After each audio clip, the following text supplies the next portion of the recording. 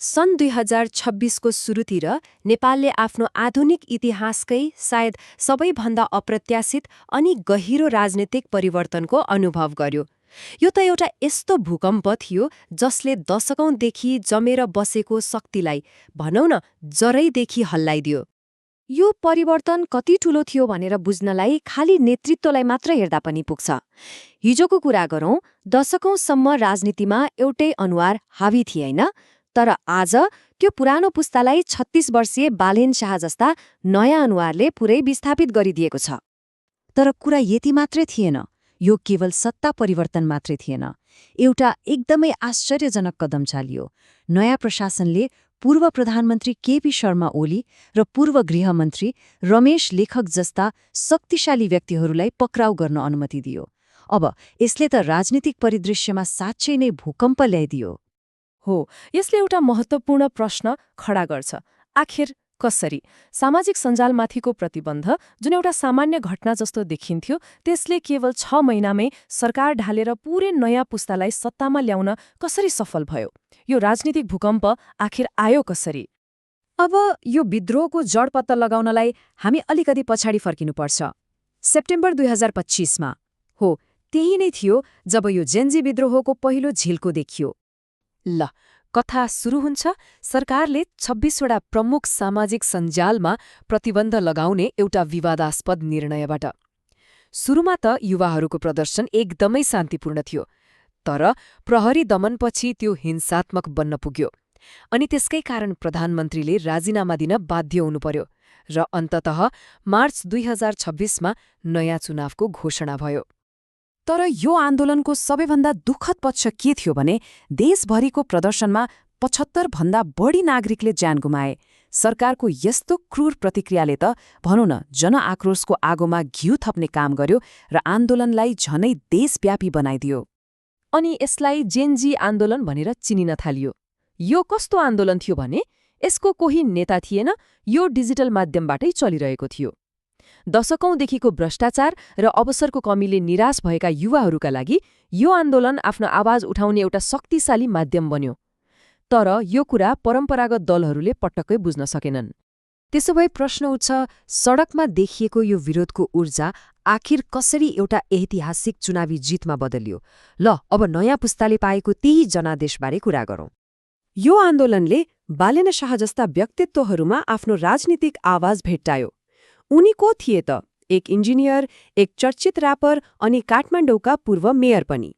उनको व्यक्तित्वले यथास्थितिबाट वाक्क भएका युवाहरूको परिवर्तनको चाहनालाई भनौं न ठ्याक्कै समेटेको थियो।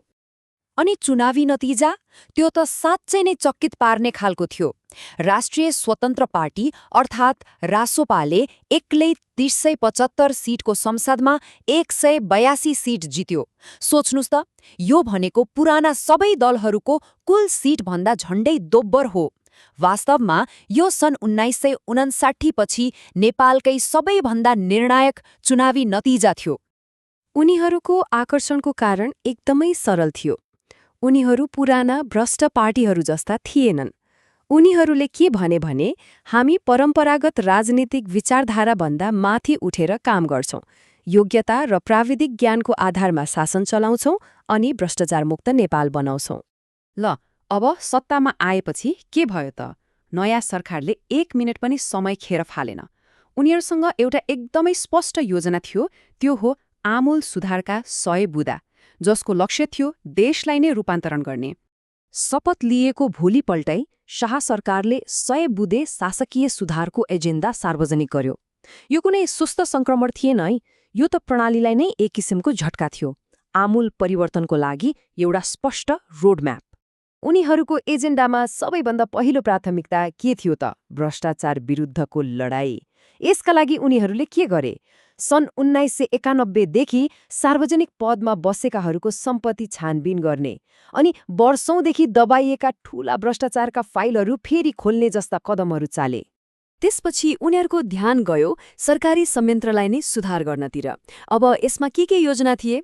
मन्त्रालयहरूको संख्या घटाउने, सरकारी सेवाहरूलाई डिजिटल बनाउने अनि सबैभन्दा महत्त्वपूर्ण कर्मचारी तन्त्रलाई दलीय राजनीतिबाट मुक्त गर्ने। त्यति मात्र होइन, यी सुधारहरूले स्वास्थ्य, शिक्षा, सामाजिक न्याय र अर्थतन्त्र जस्ता क्षेत्रमा आम मानिसको दैनिक जीवनलाई सिधै छुने प्रयास गरेका छन्।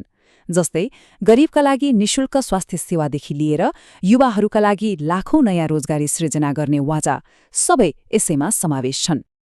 तर यति ठूलो जनादेश र यस्तो महत्वाकांक्षी योजना हुँदाहुँदै पनि नयाँ सरकारको अगाडिको बाटो त्यति सजिलो भने छैन।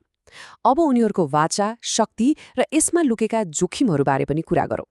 एकातिर हेर्ने हो भने नेपालको लागि एउटा भ्रष्टाचारमुक्त र समृद्ध भविष्यको ठूलो आशा र वाचा देखिन्छ। तर अर्कोतिर शक्तिको दुरुपयोग हुन सक्ने जोखिम, पुराना शक्ति केन्द्रहरूबाट आउने प्रतिरोध अनि जनताको त्यो आकाशीयको अपेक्षा पूरा गर्नुपर्ने एकदमै कठिन चुनौती पनि छ। नयाँ गृहमन्त्रीको यो भनाइलाई हेरौँ, तिमीहरूले गलत पुस्तासँग निहुँ खोज्यौ। यसले सरकारको आक्रामक र कडा शैलीलाई प्रष्ट पार्छ। हो, यसमा परिवर्तनको वाचा त छ, तर कतै शक्तिको केन्द्रीकरण पो हुने हो कि भन्ने जोखिम पनि लुकेको छ। अनि यहीँनिर आउँछ आधारभूत परिवर्तन। हिजोसम्म सडकबाट विरोधको राजनीति गर्ने पार्टी आज आफै शासनमा छ। अब यसको मूल्याङ्कन नाराले होइन, काम र परिणामले हुनेछ। अन्तमा यसले हामीलाई एउटा निकै नै महत्त्वपूर्ण प्रश्नमा ल्याइ पुर्याउँछ के केवल प्राविधिक र व्यवस्थापकीय सुधारको दृष्टिकोणले मात्रै नेपालका गहिरोसँग जरो गाडेर बसेका सामाजिक र ऐतिहासिक समस्याहरू समाधान गर्न सकिएला त? अब यो क्षण नेपालको इतिहासमा केवल एक अस्थायी उथलपुथल मात्रै बनेर रहन्छ कि यसले साँच्चै नै कुशासनको चक्र तोडेर एउटा नयाँ युगको सुरुवात गर्छ? यो त भविष्यले नै बताउँला, तर एउटा कुरा भने पक्का छ, नेपालको राजनीतिक परिदृश्य अब कहिले पनि पहिले जस्तो रहने छैन।